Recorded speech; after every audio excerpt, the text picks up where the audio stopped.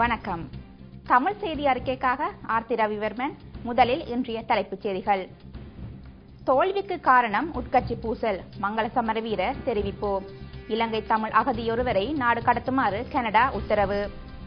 மலையகத்தில் தொடர்கிறது மண் சரிவு அபாயம். அவை இன்றைய தலைப்புச் செய்திகள். தொடர்வன விரிவான செய்திகள்.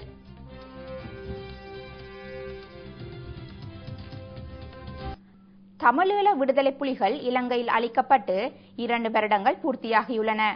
மேலும் அண்டைய நாடான இந்தியா உட்பட வெளிநாடுகள் பலவற்றிலும் தமிழீழ விடுதலை புலிகள் இயக்கத்திற்கு தடை விதிக்கப்பட்டுள்ளது. எனினும் விடுதலை புலிகள் இயக்க தீவிர ஆதரவாளர்களின் செயற்பாடுகளை பிரித்தானியா போன்ற நாடுகளில் தொடர்ச்சியாக அவதானிக்க முடிகிறது. நீங்கள் தற்போது காண்பது லண்டன் சாரதி பயிற்சி நிலையம் ஒன்றின் பஸ். இந்த பஸ்ஸிற்கு தமிழீழ பஸ் என பெயரிடப்பட்டுள்ளது. L77E UK என்ற எண்ணின் கீழ் இந்த பஸ் பதிவு செய்யப்பட்டுள்ளது. இதற்கு LTTE UK என பொருள்படும். இவ்வாறான நடவடிக்கைகள் மூலம் தமிழீழ விடுதலை புலிகள் இயக்கத்தின் தமிழீழம் என்ற கோரிக்கையை புலம்பெயர் தமிழர்கள் தொடர்ந்தும் வலியுறுத்தி வருகின்றனர். தமிழீழம் என்ற பஸ் லண்டனில் சேவையில் ஈடுபடுத்தப்பட்டிருந்தாலும் தமிழீழ விடுதலை புலிகளுக்கு பிரித்தானியாவில் தடை விதிக்கப்பட்டுள்ளமை குறிப்பிடத்தக்கது.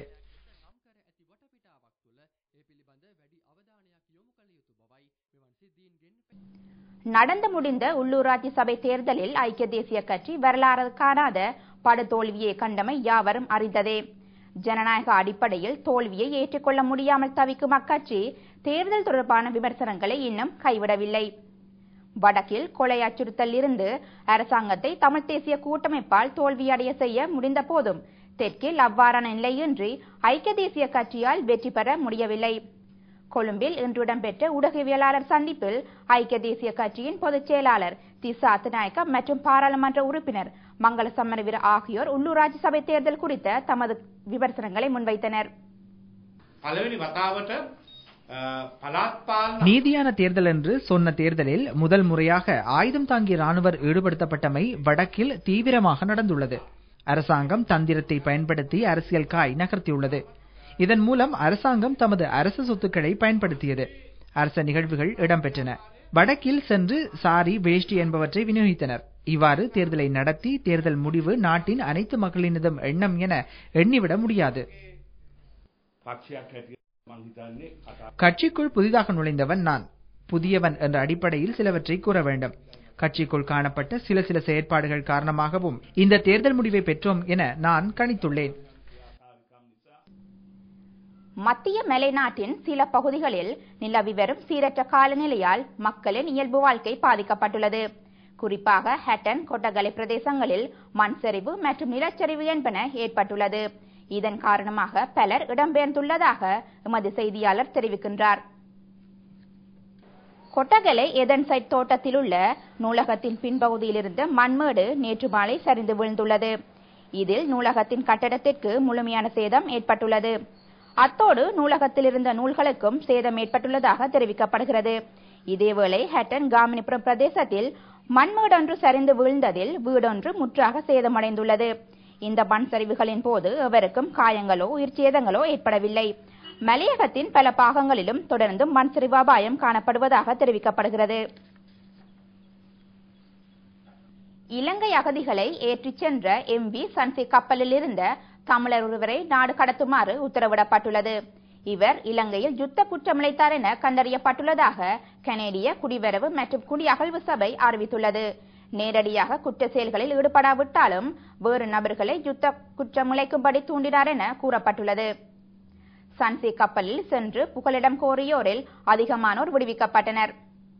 நாடு கடத்தப்பட உள்ள இந்நபர் உட்பட இன்னும் 8 பேர் மட்டுமே தடுத்து வைக்கப்பட்டுள்ளனர்.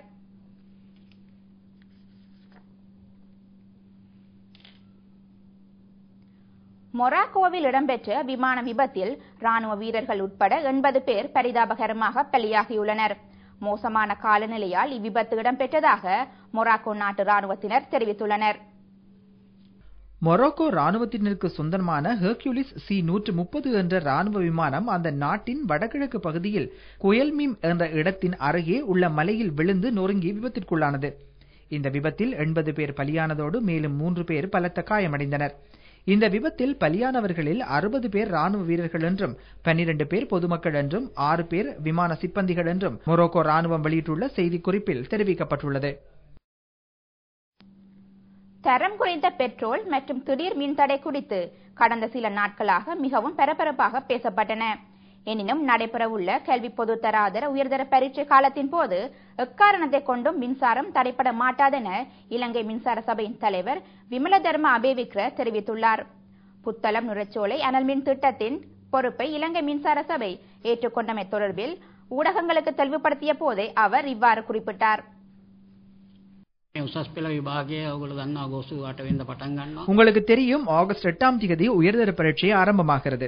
21ஆம் தேதி வரை நடைபெறும். இதில் 2,95,000 மாணவர்கள் இம்முறை தோற்ற உள்ளனர். களுத்துறை மற்றும் வலிகட சிறைச்சாலைகளிலும் குறிப்பாக வவுனியாவில் உள்ள புலிகளின் புனர்வாழ்வு நிலையம் ஒன்றிலும் பரீட்சை நடைபெற உள்ளது.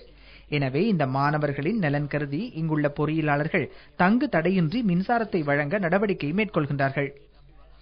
நுரைச்சோலை அனல் மின் நிலையத்தின் செயற்பாடுகள் அனைத்தும் இலங்கை மின்சார சபை பொறியியலாளர்களிடம் கையளிக்கப்பட உள்ளதுடன் இலங்கை மற்றும் சீன பொறியியலாளர்கள் அதனை எதிர்வரும் 1 மாதத்திற்குள் ஒன்றிணைத்து செயற்படுத்துவர். அதன் பின்னர் நுரைச்சோலை அனல் மின் நிலைய செயற்பாடுகள் அனைத்தும் இலங்கை பொறியியலாளர்களிடம் முழுமையாக ஒப்படைக்கப்பட உள்ளது. அனல் மின் நிலையத்தின் முதற்கட்ட பணிகள் 455 மில்லியன் அமெரிக்க டாலர் செலவில் நிறைவடைந்துள்ளன.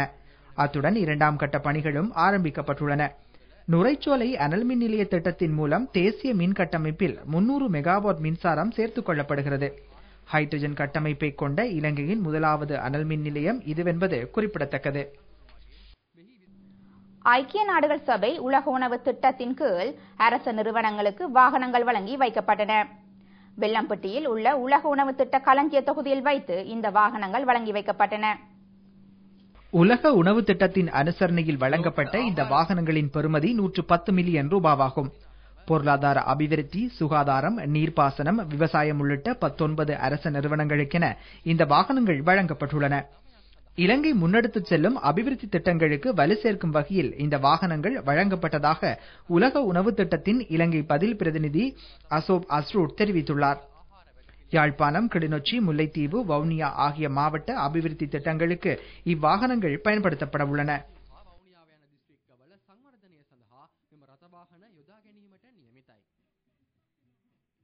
மட்டக்களப்பு மாவட்டத்திலே இம்முறை சிறுபோக நெற்செய்கை அமோக விளைச்சலை தந்துள்ளதாக தெரிவிக்கப்படுகிறது. குறிப்பாக யுத்தம் காரணமாக இடம்பெயர்ந்து மீள குடியேறிய கொக்கட்டிச்சோலை, வவுனதீவு, வெள்ளாவளி, செங்கலடி, கிரான் ஆகிய பகுதிகளிலேயே அதிகமான சிறுபோக வேளாண்மை செய்கை பண்ணப்பட்டதாகவும் தெரிவிக்கப்படுகிறது. மட்டக்களப்பு மாவட்டத்தில் ஏற்பட்ட வெள்ளப்பெருக்கின் பின்னர் இம்முறை செய்கை பண்ணப்பட்ட சிறுபோக நெற்செய்கை அமோக விளைச்சலை தந்திருப்பதாக மாவட்ட விவசாய திணைக்கள உதவி பணிப்பாளர் இரா ஹரிஹரன் தெரிவித்துள்ளார். மேலும் 50,000 ஏக்கரில் இம்முறை செய்கை பண்ணப்பட்ட சிறுபோக நெற்செய்கை அறுவடை ஆரம்பிக்கப்பட்டுள்ளதாகவும் அவர் தெரிவிக்கின்றார். இம்மாவட்டத்தில் கொக்கட்டிச்சோலை, வவுனதீவு, வெள்ளாவளி, வாகரை பிரதேசங்களில் அதிகமான நிலப்பரப்பில் சிறுபோக நெற்செய்கை பண்ணப்பட்டுள்ளமை குறிப்பிடத்தக்கது. கொட்டகலை ஸ்டோனி கிளிப் தோட்ட புதிய வீடமைப்பு திட்டத்திற்கு மின்சாரம் மற்றும் குடிநீர் வசதிகள் செய்து கொடுக்கப்பட்டுள்ளன. இதற்கான நிகழ்வு மத்திய மாகாண சபை உறுப்பினர் எம் உதயகுமார் தலைமையில் இடம்பெற்றது. மத்திய மாகாண மின்சக்தி எரிபொருள் அமைச்சர் பந்துல யாலேகமுவிடம் முன்வைக்கப்பட்ட கோரிக்கை ஒன்றுக்கு அமைய இத்திட்டம் ஆரம்பிக்கப்பட்டுள்ளது. சுமார் 3 லட்சம் ரூபாய் நிதி ஒதுக்கீட்டில் மின்சார இணைப்பு வழங்கப்பட்டுள்ளது. அத்துடன் மத்திய மாகாண முதலமைச்சர் சரத் ஏகநாயக்கவிடம் முன்வைக்கப்பட்ட கோரிக்கைக்கு அமைய சுமார் 2 லட்சம் ரூபாய் நிதி ஒதுக்கீட்டில் குடிநீர் விநியோகமும் வழங்கப்பட்டுள்ளது. இத்திட்டங்களின் அங்குரார்ப்பண நிகழ்வில் தோட்ட மக்களும் கலந்து கொண்டனர். இத்துடன் இன்றைய தமிழ் செய்தி அறிக்கை நிறைவடைகின்றது. வணக்கம்.